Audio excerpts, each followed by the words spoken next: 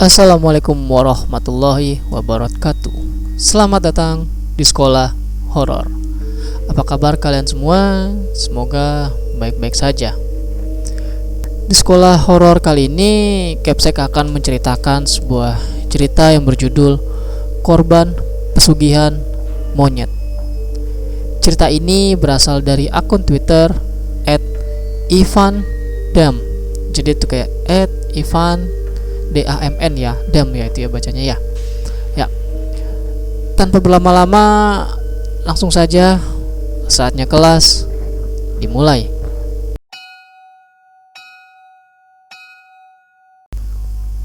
Cerita ini saya ambil dari salah satu teman yang sehari-harinya berjualan di kios kelontongan. Dan sebelumnya saya sudah meminta izin untuk menceritakan kisahnya yang memang menarik tentang hal gaib di zaman modern ini.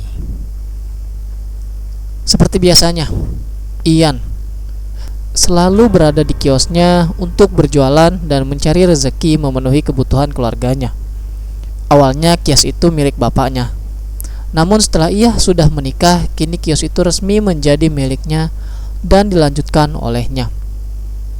Yang namanya berjualan, kadang rame, kadang sepi.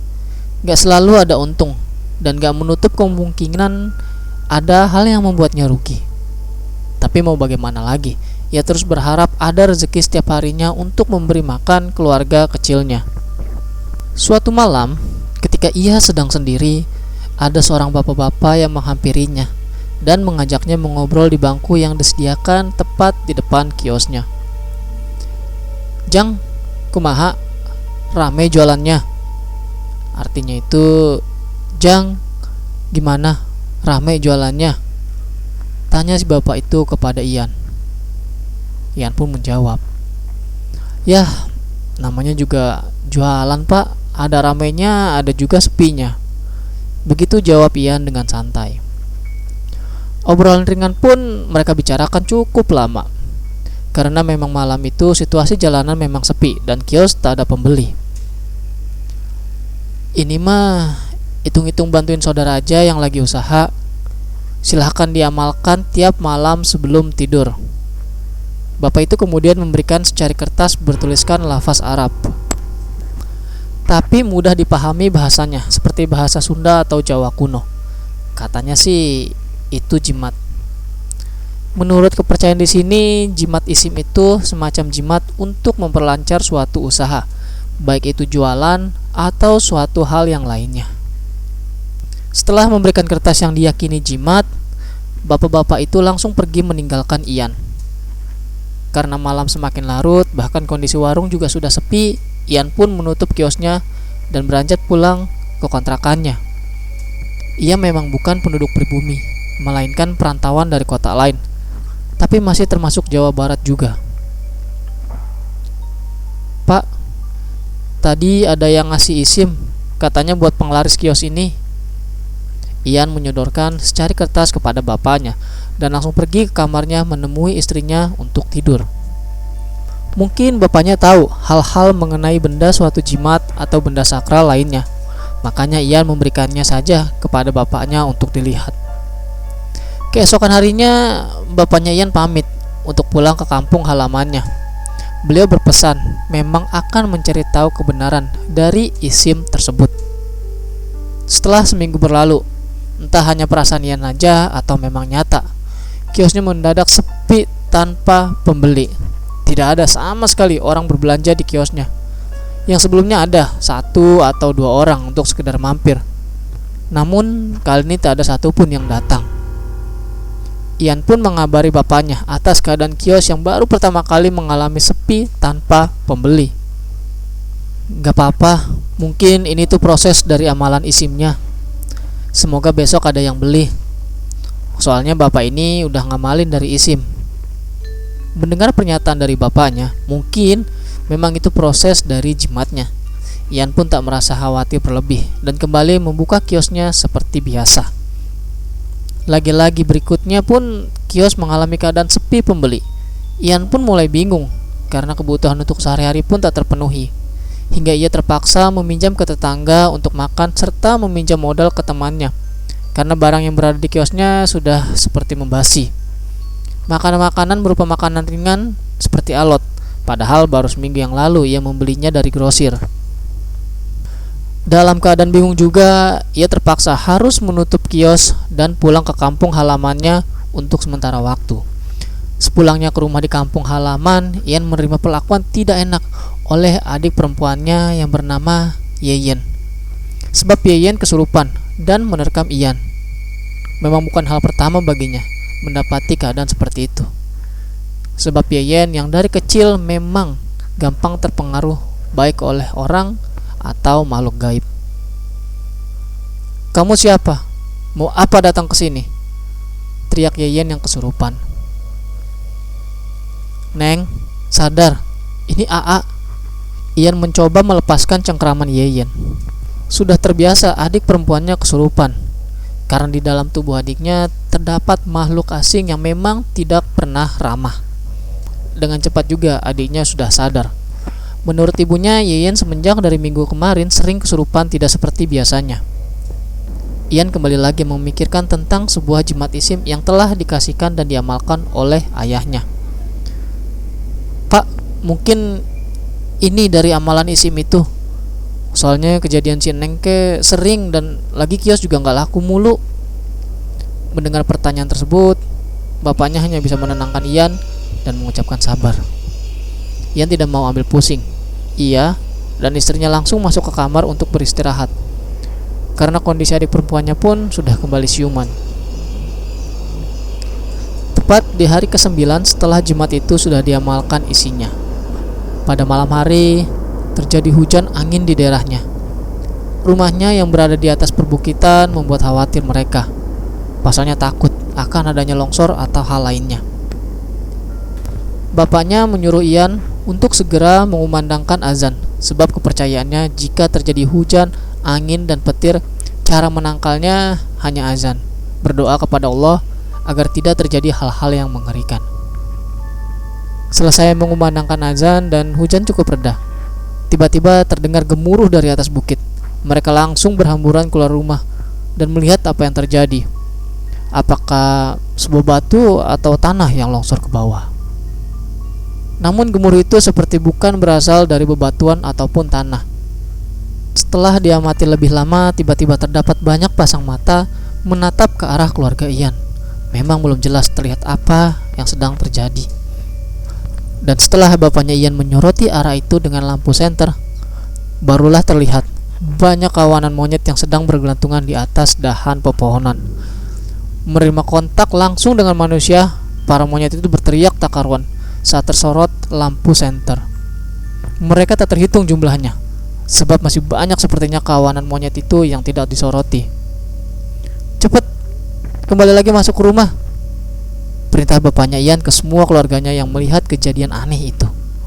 Langsung saja mereka berlarian kembali masuk ke rumah dan menutup semua akses masuk agar para monyet tidak bisa memasukinya.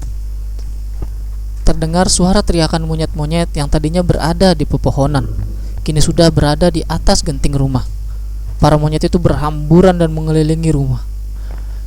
"Bapak, gimana ini? Ibu tuh takut." Tiba-tiba suara dari genting yang sepertinya mulai pecah dan suara pintu bahkan jendela yang dipaksa untuk terbuka.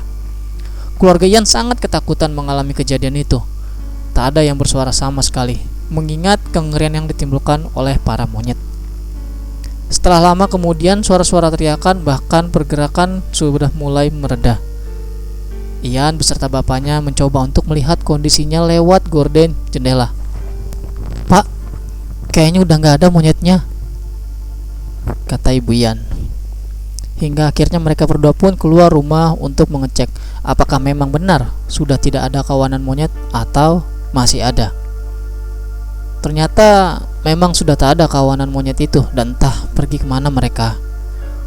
Namun kembali lagi Ian kesurupan untuk kesekian kalinya. Dan yang ini lebih aneh. Kali ini pergerakan Ian sangat lincah, layaknya seekor monyet. Yeyen berlari melompat ke sana kemari dan berdirinya pun sama seperti monyet. Tak ingin Yeye berulah lebih, bapaknya langsung merangkul dan mendekap tubuh putrinya itu. Sempat ada gigitan di tangan bapaknya. Namun beliau hanya bisa menahannya dan menyuruh Ian pergi ke seorang ustadz yang terkenal di daerahnya untuk mengobati Yeyen yang sedang kesurupan. Ian pun mengiyakan dan bergegas pergi menemui sang ustadz. Rupanya ustadz tersebut seperti sudah tahu ketika didatangi Ian. Mereka berdua pun langsung kembali ke rumah Ian.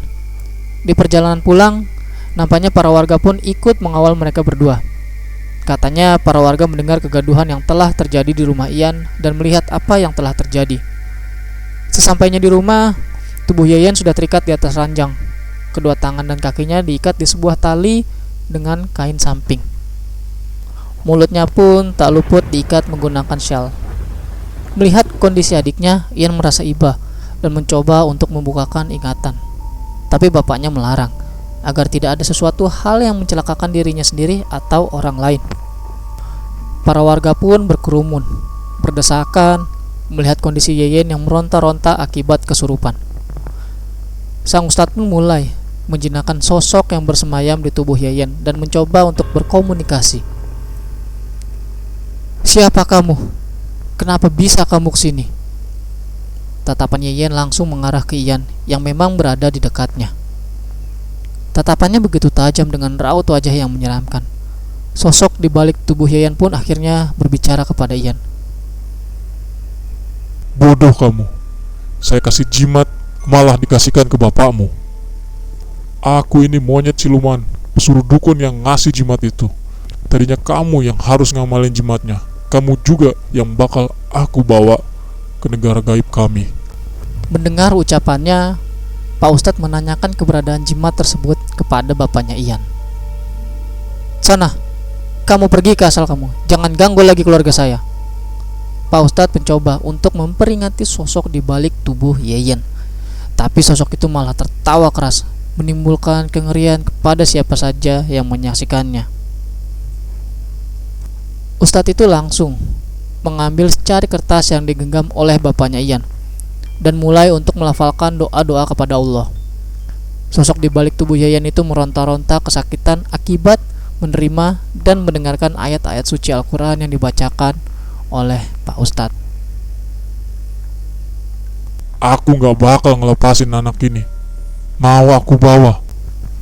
Mendengar perkataan dari siluman itu, Pak Ustadz langsung meminta korek dan wadah untuk tempat pembakaran jimat. "Jangan macam-macam kamu manusia rendahan. Jangan dibakar jimatnya."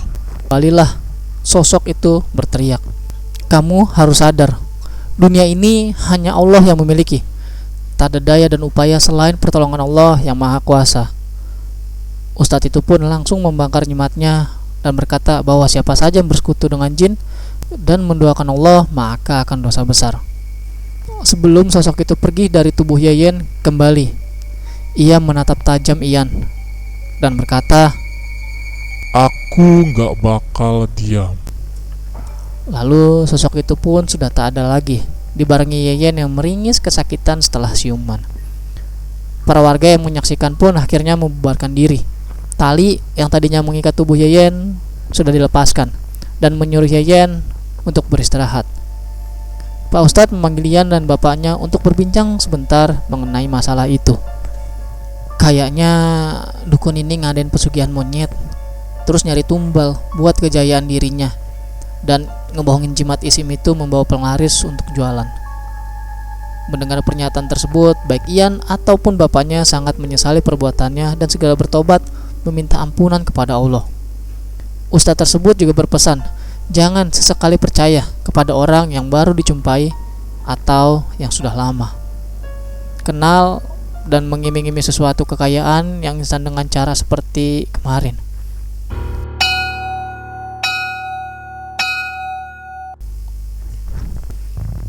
Itu dia cerita mengenai pesugihan monyet kali ini. Terima kasih telah mendengarkan cerita kali ini dan sampai bertemu di cerita selanjutnya.